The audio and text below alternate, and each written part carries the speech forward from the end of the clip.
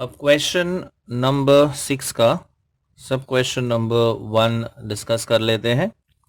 Evaluate, ये determinant दिया हुआ है जिसमें एलिमेंट्स है 10, 57, 107, 12, 64, 164, 15, 78 and 153।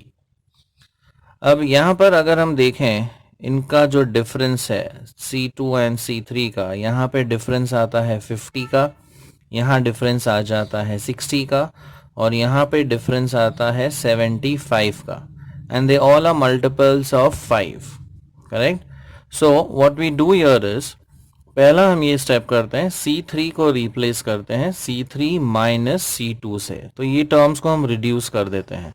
So 107 minus 57 will be 50, 124 minus 64 will be 60, 153 minus 78, ये डिफरेंस आता है 75। अब ये सारे 5 के मल्टीपल्स है, right. 5 into 10 is 50, 5 into 12 is 60, 5 into 15 is 75। यहाँ पे देखिए फैक्टर्स वही है 10, 12, 15। तो यहाँ से हम 5 एज अ कॉमन फैक्टर ले लेते हैं C3 में से। So taking 5 common from C3, तो इसमें से अगर ये 5 फैक्टर हमने बाहर ले लिया, सो C3 में हमें मिलेगा 10, 12, 15। अब C3 becomes identical with C1, तो C1 एंड C3 आइडेंटिकल बन गए, इसलिए डिटर्मिनेंट वैल्यू हो जाती है 0। So 5 times 0 is equal to 0। So 0 आने का रीजन है that C1 and C3 are identical, so therefore the final value is 0। अब क्वेश्चन नंबर 6 का सब क्वेश्चन नंबर 2 डिस्कस करते हैं। यहाँ पे फिर से एक डिटर्मिनेंट दिया है जिसकी वैल्यू हमें ढूंढनी है।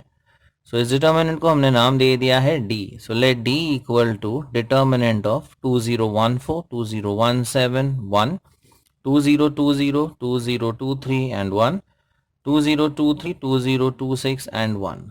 Now we try and reduce the values of these elements. तो अगर हम इनका डिफरेंस देखते हैं ये टर्म्स का, तो 3 का डिफरेंस आ रहा है, राइट।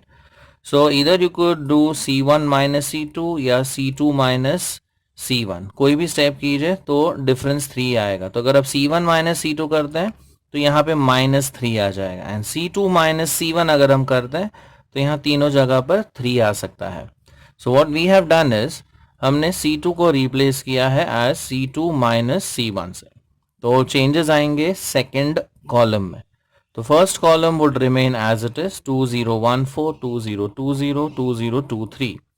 अब सेकंड कॉलम में से हमें फर्स्ट कॉलम के एलिमेंट्स सबट्रैक्ट करना है। सो 2017 माइनस 2014, ये हो जाता है 3। Again 2023 minus 2020, the difference is 3, and 2026 minus 2023, ये डिफरेंस भी आता है 3। थर्ड कॉलम में 1, 1, 1। नाउ ये जो कॉमन फैक्टर है 3 C2 में से, इसे हम बाहर ले लेते हैं, तो यहाँ पे आ जाएगा 1, 1, 1। So taking 3 as a common factor from C2 we get, तो यहाँ से 3 बाहर आ गया। So first column would remain exactly the same, यहाँ पे आ जाएगा 1, 1, 1। थर्ड कॉलम में भी है 1, 1, 1। So if you observe, second and third column क्या है, आइडेंटिकल है। तो जब भी दो कॉलम्स आइडेंटिकल होते हैं, डिटर्मिनेंट वैल्यू क्या हो जाती है, 0। तो इस डिटर्मिनेंट की वैल्यू है 0। So 3 times 0 is equal to 0। So this is the final value.